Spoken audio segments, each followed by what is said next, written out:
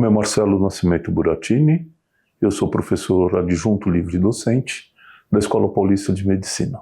Minha história começou, eu sou filho de pais médicos, os dois formados na Faculdade de Medicina da USP, e eu me interessei por medicina desde muito cedo, mas eu me defini pelo vestibular de medicina na metade do terceiro colegial.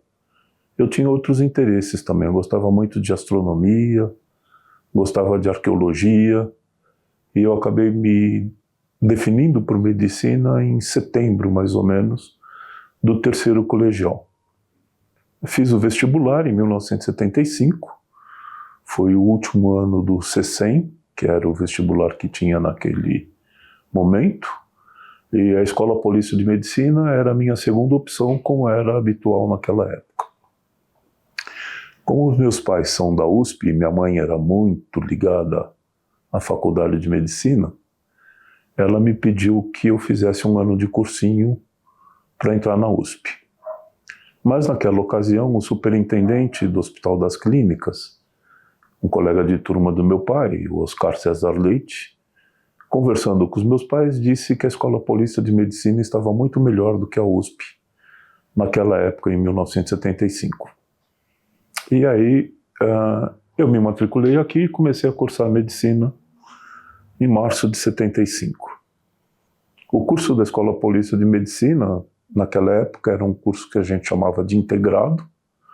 Então nós tínhamos as matérias do ciclo básico em blocos, em que você estudava sistemas funcionais. Então sistema locomotor, sistema cardíaco, sistema pulmonar, sistema gastrointestinal, e tinham todas as matérias, anatomia, fisiologia, anatomia patológica, associadas. E isso eu achei que era uma dinâmica muito interessante do curso, permitia a gente ter uma ideia bem abrangente do que era. Eu sempre tive muito interesse em esporte também, sou um frequentador da atlética desde muito cedo, desde o começo, tanto que meu pai brincava comigo, brigava comigo que eu fazia educação física e não medicina. Mas não teve problema, eu fiz um bom curso de medicina, tive boas notas.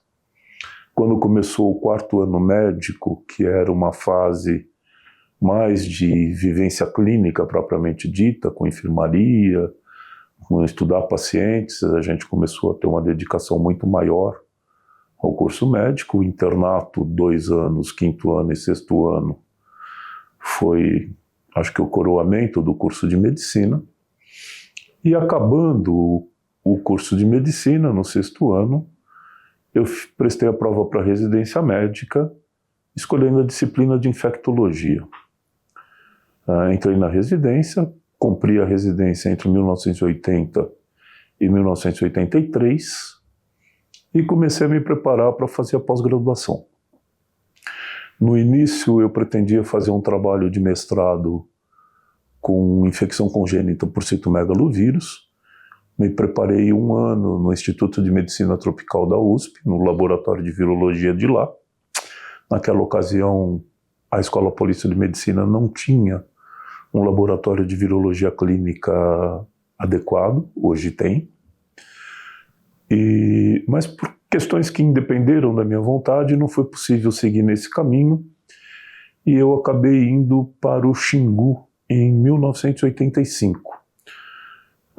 Já como médico, eu já tinha ido ao Xingu como aluno, devido ao programa do Xingu da Escola Paulista de Medicina, do professor Geraldo Baruzzi, saudoso professor Baruzzi.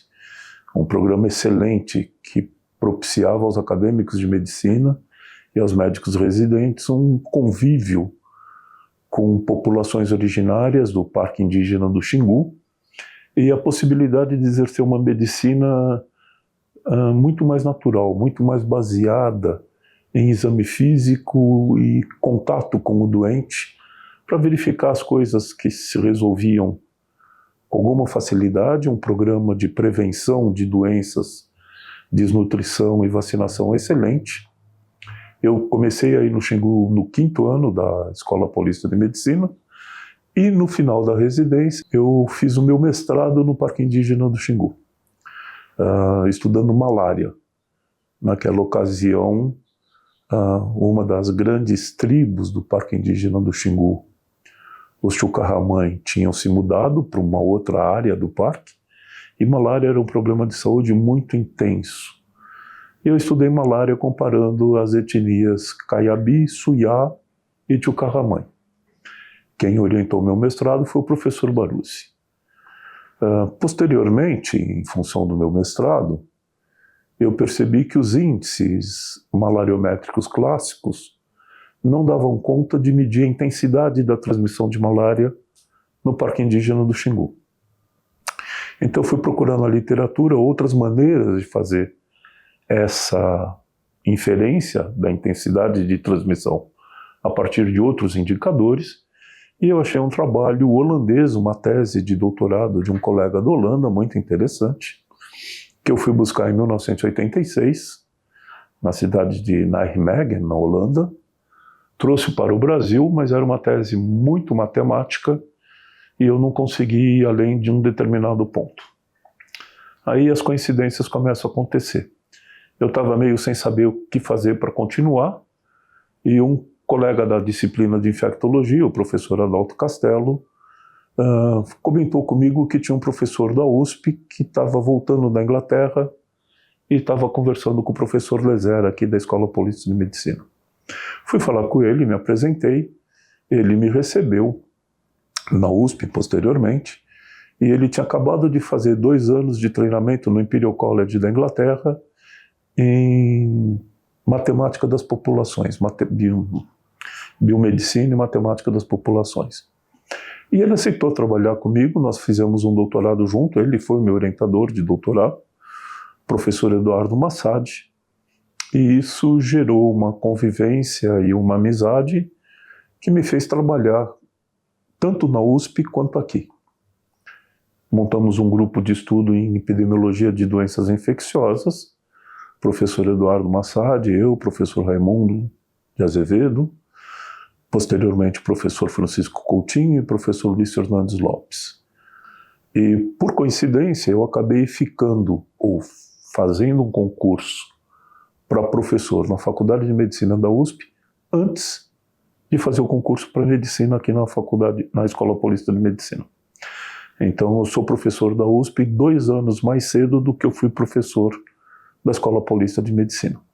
Mas toda a minha formação, mestrado, doutorado e posteriormente livre docência, foi feita aqui na Escola Paulista de Medicina, e desde 1975 essa é a minha casa. Portanto, já se vão aí, não vou nem dizer quantos anos, mas acho que são praticamente 50 anos. Esse ano vai fazer 50 anos. Após a minha formação, eu fiz a livre docência.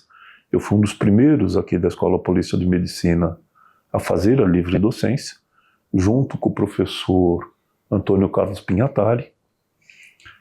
Esse título posteriormente foi reconhecido na Faculdade de Medicina da USP, e eu sou então professor aqui na escola, chama-se adjunto livre docente, e na Faculdade de Medicina eu sou professor associado. Então, em relação à minha linha de pesquisa, de estudar dinâmica de transmissão e controle de doenças infecciosas, estratégias de controle, uma das melhores realizações que nós tivemos foi desenhar a estratégia de imunização de rubéola.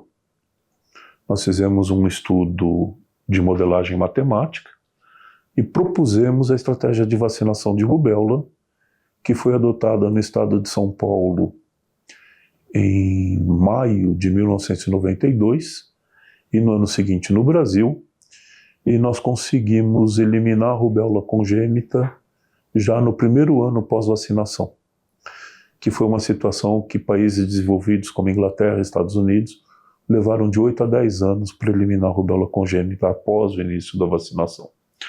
Esse trabalho foi uma marca muito importante. Ganhamos com ele 3 prêmios internacionais no Congresso Internacional de Doenças Infecciosas seguidos, 3 congressos seguidos, 88, 90 e 92, e foi um trabalho muito gratificante.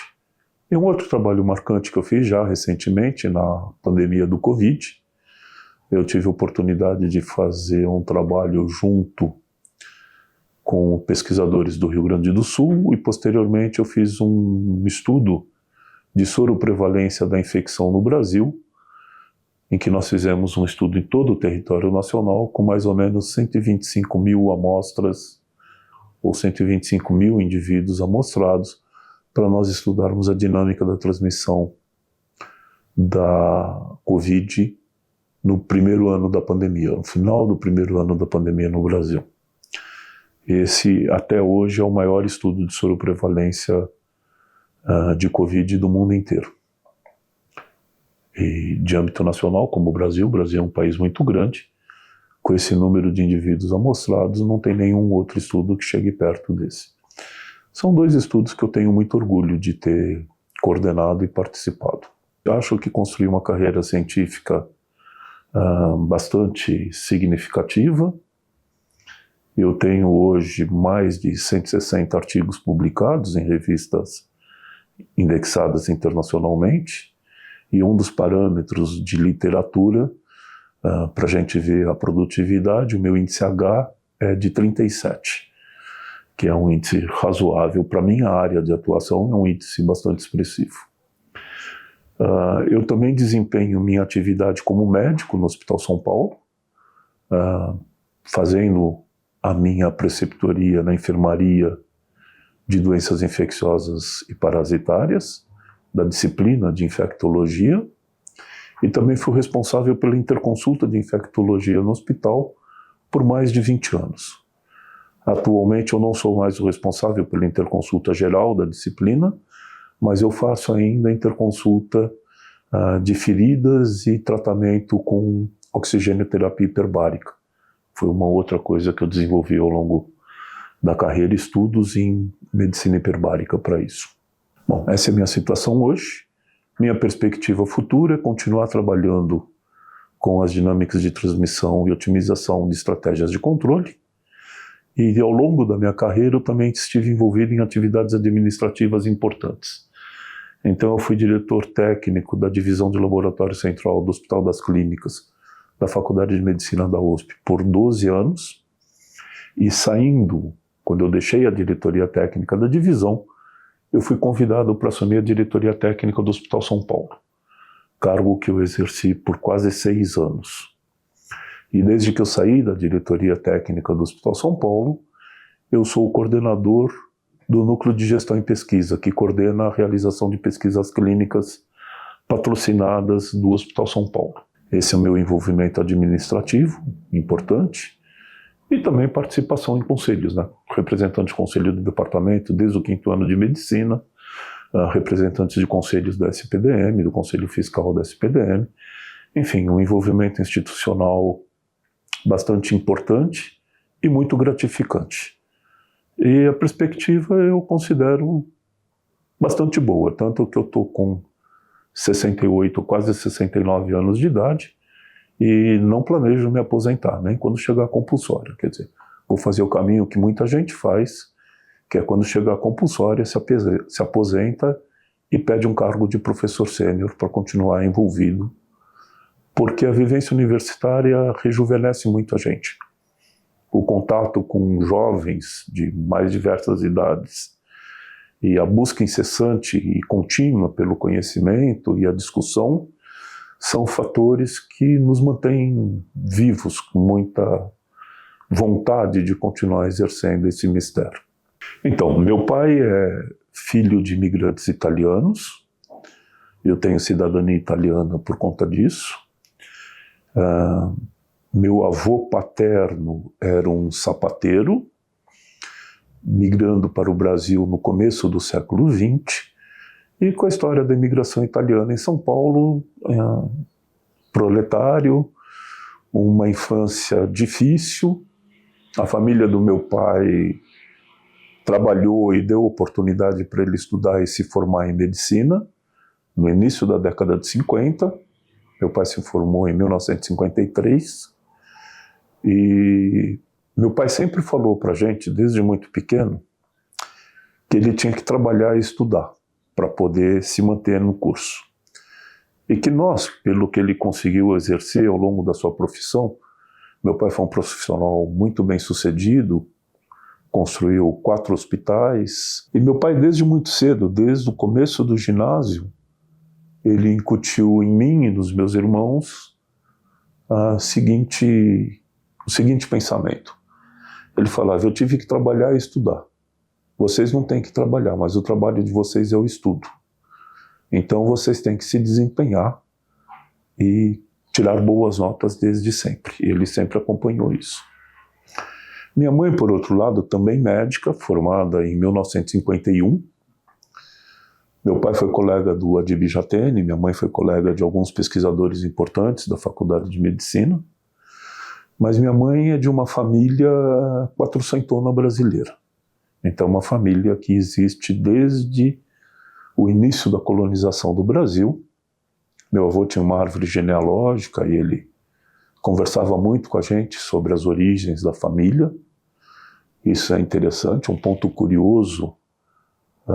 O Tibiriçá é o primeiro membro da árvore genealógica do meu avô. O João Ramalho e o Carbatira é o primeiro casal constante da árvore genealógica dele aqui no Brasil. E minha mãe também estudou medicina na Faculdade de Medicina da USP. Na turma dela tinham só 4 mulheres. E foi um casal que desenvolveu uma vida não acadêmica. Eles saíram para trabalhar, montar uma série de negócios naquela época, meados da década de 50 em diante.